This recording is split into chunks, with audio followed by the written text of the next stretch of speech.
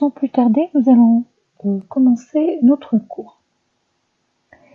Jusque-là, pour montrer la validité des formules, on passait par l'utilisation des tables de vérité. C'est ce que nous avons vu dans le chapitre 1 sur le calcul propositionnel.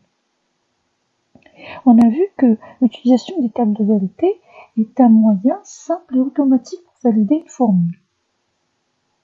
Mais ce moyen devient complexe lorsque le nombre de variables est grand.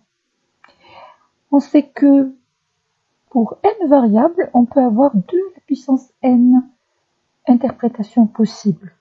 Donc plus le nombre de variables augmente, plus la taille de la table de vérité augmente, d'où l'impossibilité de la traiter. C'est pour cela qu'on a introduit une autre méthode pour démontrer la validité des formules.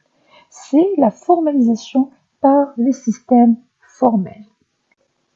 Qu'est-ce que le système du calcul propositionnel formel?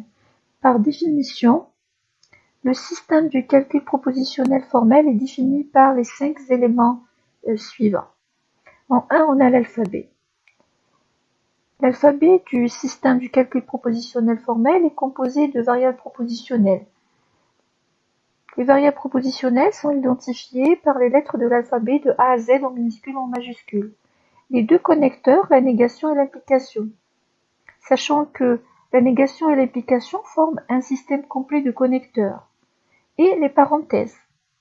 En 2, on a l'ensemble des formules bien formées, qui est défini par toute variable propositionnelle est une formule bien formée. Si A et B sont des formules bien formées, alors non A et A implique B sont des formules bien formées. Toute formule bien formée est obtenue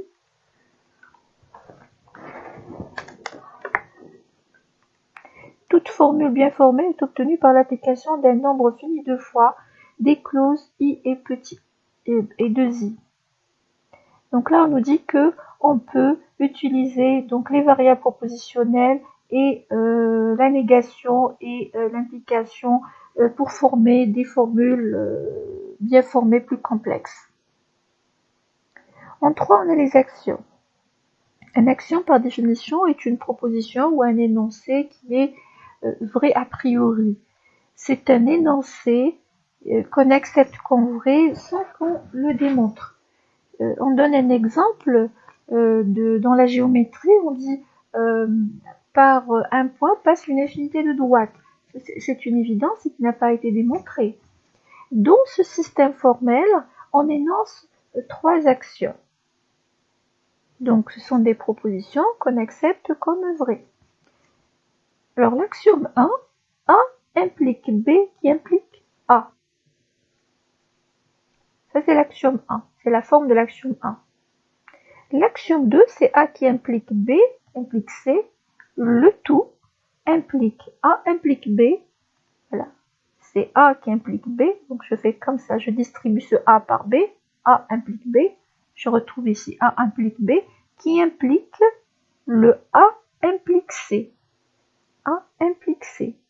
Donc ici, il y a une relation entre la partie gauche et la partie droite de l'axiome 2. L'axiome 3, c'est non B qui implique non A, qui implique A, qui implique B. Où A et B sont des formules bien formées quelconques. En 4, on a la règle d'inférence appelée modus ponens. La règle d'inférence est un procédé qui permet de dériver des formules. Cette règle d'inférence dit que si on a une formule bien formée A, et on a une autre formule bien formée A implique B, alors on peut déduire B. Où A et B sont des formules bien formées quelconques. En 5, on a la règle de substitution. À partir d'une formule B contenant la variable x, on peut obtenir la formule B dans laquelle toutes les occurrences de x sont remplacées par la lettre A. Obtenu donc en remplaçant toutes les occurrences de x, dont B, par la formule A. La substitution est écrite comme suit. B, c'est la formule initiale, Et ça, c'est la formule B où on a remplacé toutes les occurrences X qui apparaissent dans B par la lettre A, où A et B donc sont des formules bien formées quelconques et X variables ayant des occurrences dans B. On termine donc cette définition par un exemple que je donne sur la règle de substitution. Soit la formule bien formée, A qui implique B qui implique A, le tout implique A, on désire substituer la variable A par C. On obtient cette formule bien formée où on a remplacé toutes les occurrences de A par la lettre C. Alors je donne cet exemple par peur que cette règle ne soit pas bien utilisée par les étudiants, parce que certains étudiants remplacent, lorsqu'ils ont utilisé cette règle, ils remplacent juste la variable qui les intéresse et les autres ils les laissent comme ça. Donc c'est pour cette raison-là que je donne cet exemple.